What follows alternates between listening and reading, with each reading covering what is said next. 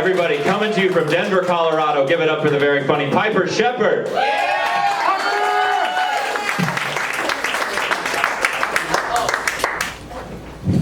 What's up, guys? I recently moved away from a fucking place called Seattle, Washington.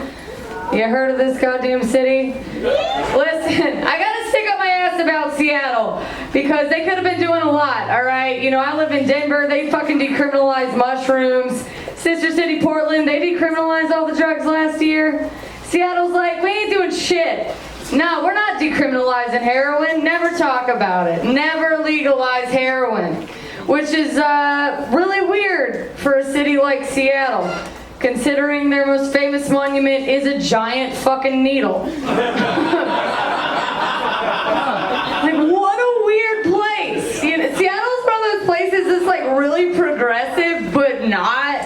You know, they're like, they're really feminist out there, and it's very like bourgeois nonsense, you know what I mean? Like, I go to Seattle, it intimidates me, like their feminism is like a really advanced math test I did not study for. I'm like, what are you guys on about? They're like, well, we don't know how to fix the wage gap or get along with each other, but we spell women with an X. We spell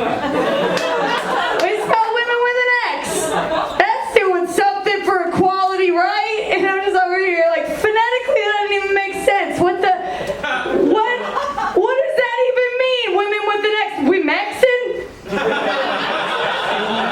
We Mexican? What are you guys on about? You know, I grew up in Alabama, so I'm kind of more of an Alabama feminist. I'm like, yo, the women don't even know they're people down there. Like, I'm digging in the trenches, okay? And now I live in the city of Denver, Colorado, which is the community college of feminism. Yeah, Denver's like right there in the middle. They're like, well, we don't know we don't know what patriarchy means, but women, pretty cool. We like them. Women, they're neat. Pretty cool. We're a bit more into Fish than Slater Kenny, but yeah, we're working on it. This is where we're walking around hitting one with a hang loose, brother. I mean, sister, I don't know. We smoke pot. No, I smoked a lot of cigarettes during the pandemic. Because I read an article that said smoking cigarettes would prevent you from getting COVID. Yeah. Anybody else read this article on Vice.com? It's right next to the one that said smoke DMT every day. It'll make you an astrophysicist. Yeah, do acid every 7 seconds. You'll be a fucking genius. I love that that's the direction that the online news went. Vice was just like, yeah, you know what? All the drugs, they're fucking vitamins. Fentanyl, have you tried it? Do it. Fentanyl, yeah, it opens up your chest, brightens your eyes. It's good for you. We're Vice. Take our advice. My drug of choice is American Spirit, actually. You know, cigarettes. My drug of choice is American Spirit because they've always cared about me as a human. You know, they have sent me a birthday card in the mail every year for the past 10 years, which is amazing. My own father hasn't sent me a birthday card in the mail in that long. He's been dead the whole time, but that's not the point. American Spirit is my dad, okay?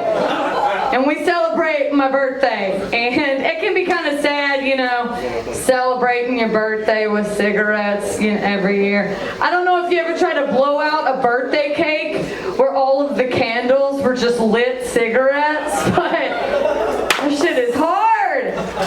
You get real winded, you know? And they're spirits, they're fucking trick candles. No, I do other drugs. I do acid, man. I don't like it. I don't think anybody really likes it. I'm pretty sure the only reason we all started taking acid at concerts is because the beers at concert venues cost $17 fucking. It's like, oh hello, welcome to the Denzel Bima Super Goddamn Mega Dome. Show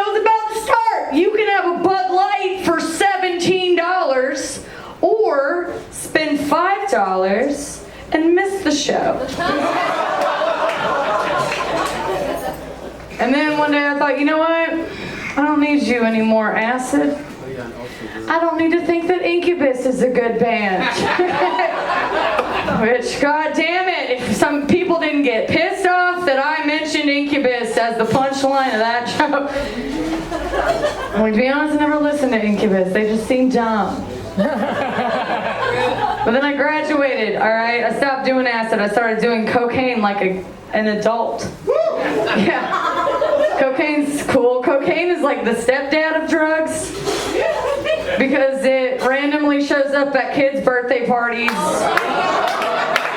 Takes up all your mom's time in the bathroom. I'm a bipolar person. Thank you for the applause for my mental illness. Yeah, it's really weird. I don't like to tell people that I'm bipolar because it's a stigmatized thing. You know, they think you're trashy when you say that. You know, so I go with the 80s term, manic depressive. The rich man's bipolar disorder. It's like, you know, if I tell you I'm bipolar, I kind of sound like I might shoot up a high school.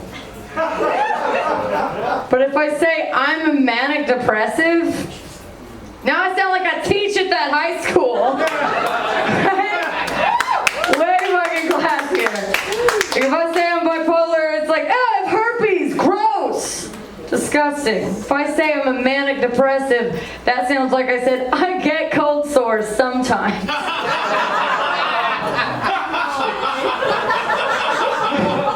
Also, why does cold sore sound like Cold War? Is it because it doesn't really do anything except freak everybody out? All right, you don't get it.